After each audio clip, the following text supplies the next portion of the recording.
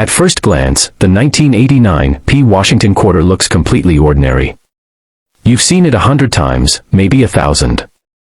It's the kind of coin you might toss into a vending machine, drop in your car's cup holder, or find at the bottom of a laundry basket. Nothing about it screams rare. Nothing suggests it could be valuable. But that's exactly what makes it so dangerous to overlook. You see, in the world of coin collecting, it's often not the rarest year that matters, it's the rarest mistake. And with the 1989 P quarter, those mistakes were subtle but game-changing. Minted in Philadelphia, but not all were created equal. Let's start with some basics. The P in 1989 P refers to the Philadelphia Mint, which produced hundreds of millions of quarters that year. On paper, that would make this coin incredibly common. And for the average example, yes, it's worth 25 cents. No more, no less. But some of these coins were struck with critical minting errors. The kind of errors that take a coin from pocket change to auction block treasure. Two errors, in particular, have collectors buzzing, off-center strikes and the elusive but thrilling double die obverse. Magnifying glass tilted left the off-center strike, the coin that wasn't aligned with fate. Let's talk about the off-center strike. During the minting process, a coin blank, called a planchet, is fed into the striking chamber between two dies. Ideally, the planchet should sit perfectly centered before being struck. But sometimes, due to mechanical issues or feed errors, the planchet shifts slightly. The result? A coin where the design appears misaligned, off-center, with part of the image missing or sliding dangerously close to the edge. Play button. The degree of misalignment affects the value. A minor 5% off-center strike may bring in a modest premium, maybe $30 to $50. But coins struck 15%, 25%, or even 50% off-center can fetch several $100s. One particularly dramatic 1989 P example, struck nearly 40% off-center with a visible date and mint mark, sold for $2,400 at auction. Yes, more than $2,000, for a quarter. And what's wild? These off-center quarters can still look eerily similar to normal coins when casually glanced at. Especially those with slight misalignments, which are often the ones found in circulation. The double die obverse, when the coin doubled in value, literally. But now, let's step into the realm of double die errors. This is where things get really interesting. A double die occurs during the production of the coin die itself. The die, the metal stamp that impresses the coin's design, is supposed to be struck once by a hub. But sometimes, the die shifts slightly during the hubbing process, resulting in a doubling of the design. This doubling is then transferred to every coin that die produces. On the 1989 P quarter, collectors have documented several examples of the double die obverse, with clear doubling on the words "Liberty," "In God We Trust," and even the date. Under magnification, the doubling is undeniable. It's not just wear and tear or shadows, it's a separate imprint, usually offset slightly, that gives the text and numbers a ghost-like echo. And the prices? Well, these aren't coins you'll find at every flea market. They're extremely rare. But one example in mint state condition, MS65 and above, has fetched $1,800 at a private sale, and others have broken the $2,000 mark. The higher the grade, and the more dramatic the doubling, the higher the value climbs. Movie camera, what makes these errors so valuable? Let's pause and unpack why these errors make such a difference. They're unintentional. The US Mint doesn't design coins this way.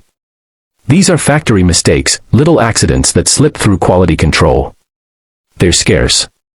Not all 1989 P quarters have these issues. Most were struck properly. That's why the flawed ones are so rare, and why collectors chase them. They're visually unique. In the world of coins, visual impact matters. The more visible the error, the more desirable it is. They're traceable.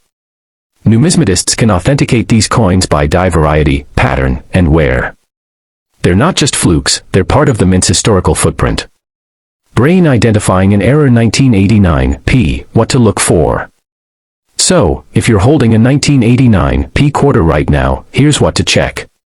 Examine alignment. Is the design centered? Does Washington's head look off to one side? Is part of the rim missing? Check for doubling. Under good lighting, and ideally with a magnifying glass or loupe, inspect the lettering, especially Liberty and In God We Trust. Are there double lines? Shadows? Echoed text? Inspect the date. Look for any ghosting or separation between numbers. Even the smallest variation could be worth investigating. Weigh it. A normal quarter should weigh 5.67 grams. If yours is underweight or overweight, it might have been struck on the wrong planchet, another valuable error type. Receipt the grading game. Why condition is everything. Even if your 1989 P quarter has one of these minting flaws, its condition plays a huge role in its value. Coins are graded on a 70-point scale.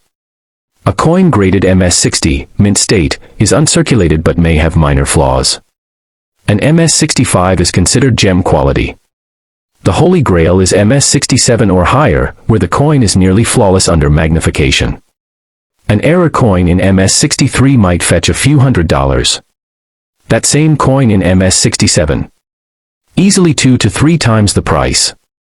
If you suspect you have a valuable 1989 P, it's often worth submitting it to a third-party grading service like PCGS or NGC. Authentication boosts value and gives buyers confidence. Compass a coin worth hunting for. And so the 1989 P quarter, hiding in plain sight, has become something of a legend among coin collectors. A sleeper coin. A stealthy treasure. It was never supposed to be rare. But because of human error, flawed dies, misaligned planchets, moments of inattention at the mint, it now carries a story far richer than. Next up, the 1978 D, minted in Denver. This quarter is a textbook example of how quality control slip-ups can create collectible legends. Now here's where it gets interesting. There have been rare finds of overstruck quarters and planchet errors from this year. Some 1978 D quarters were mistakenly struck on planchets meant for nickels or foreign coins, making them rare mint anomalies. Play button, visuals, side by side of a normal quarter and one struck on a nickel planchet. One such error coin recently sold for $1,500, all because it was slightly smaller, weighed less, and had a silvery sheen that made collectors' jaws drop. The 1985 D quarter hides one of the strangest minting issues ever recorded.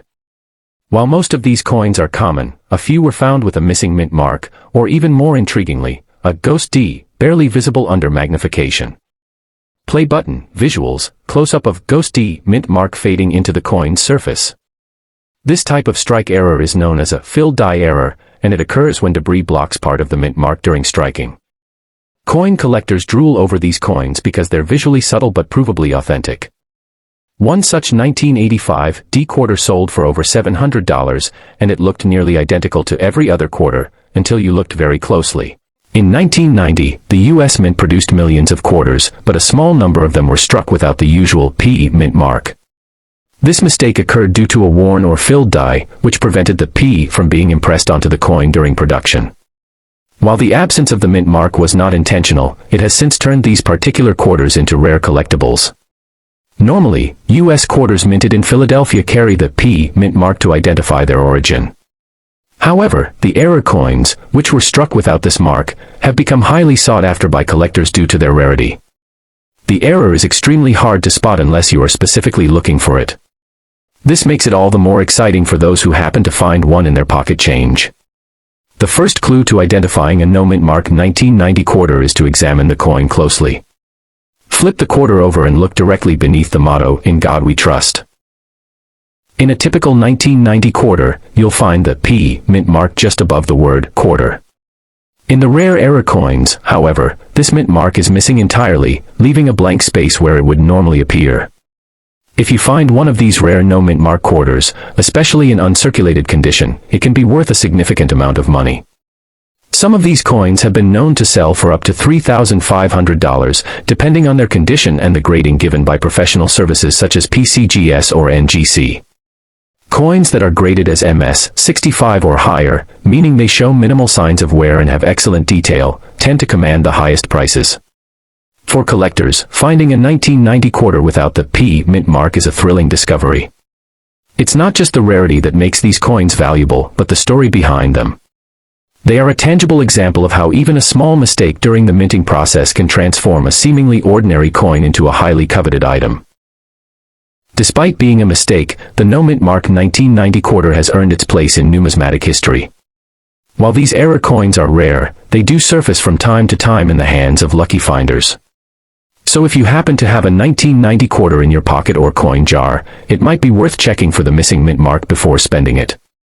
You just might be holding onto a valuable piece of history, part of regular circulation, but certain varieties have emerged with errors.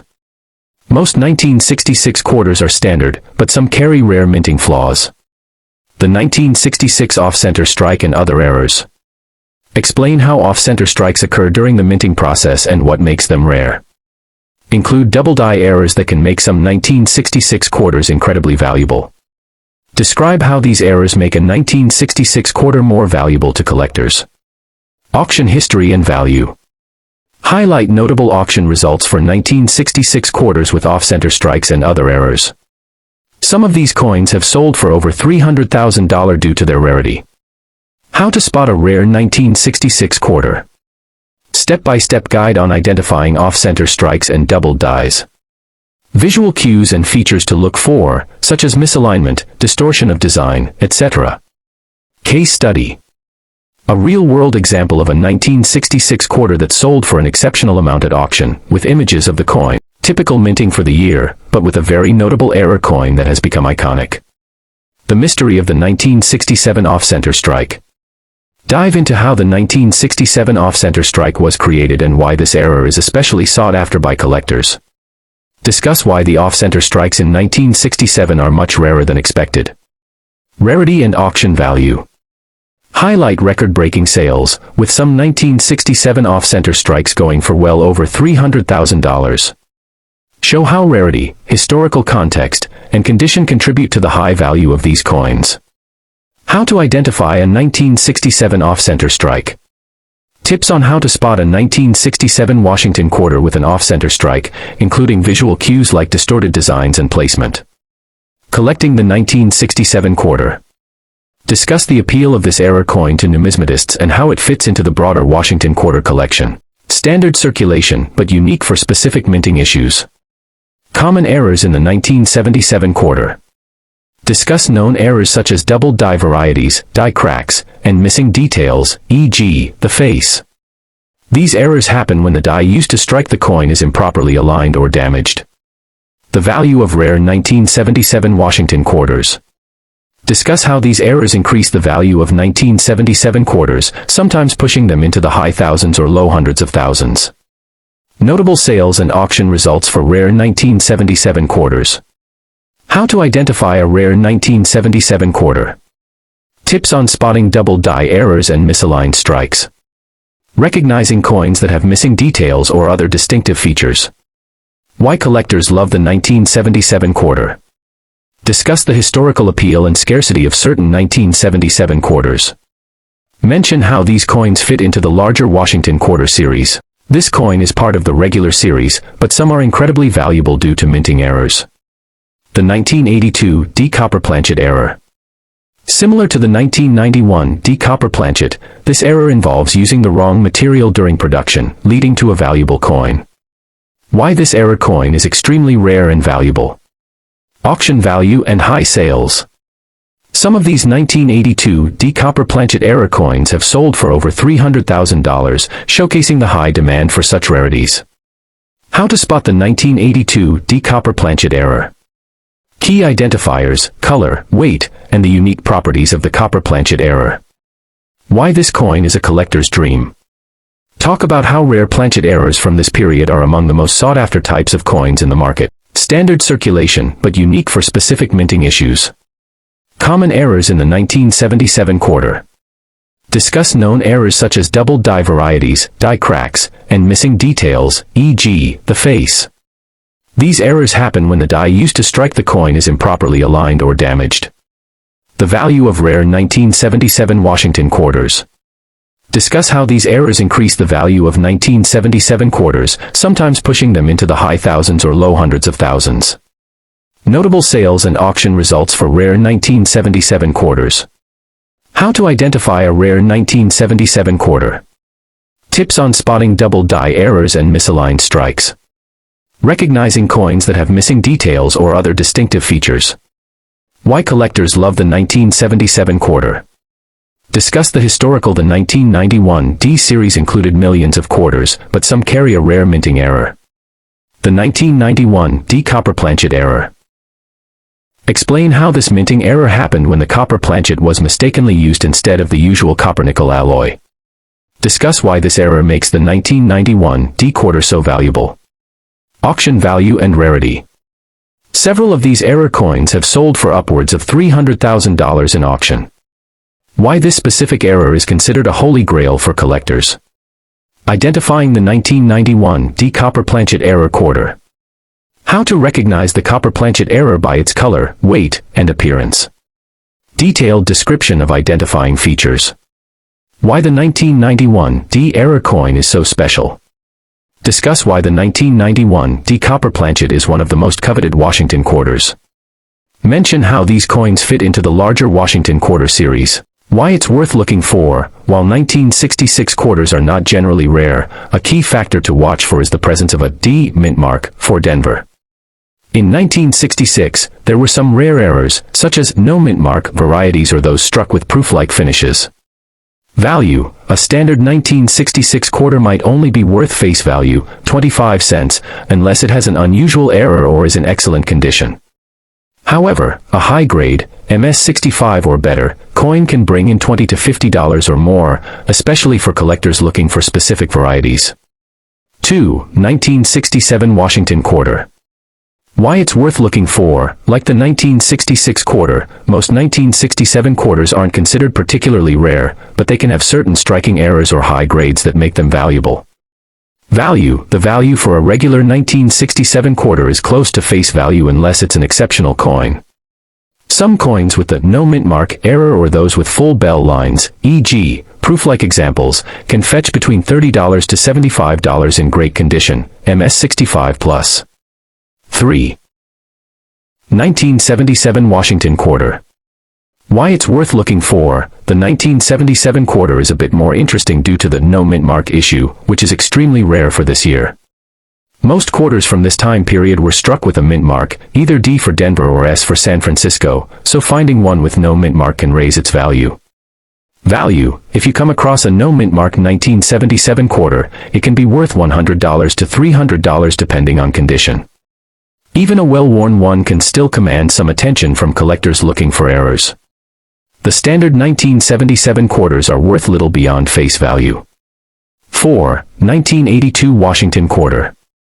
Why it's worth looking for. The 1982 quarter can sometimes be worth money due to die cracks or other minting errors that occurred during production. These types of errors are much rarer and can make a difference in value. Value. The regular 1982 Washington quarter is still just worth 25 cents unless it's in proof-like condition or shows unusual errors. Coins with die cracks, especially in certain areas, may fetch around $50 or more depending on the severity and the collector market at the time. 5. 1991 Washington quarter.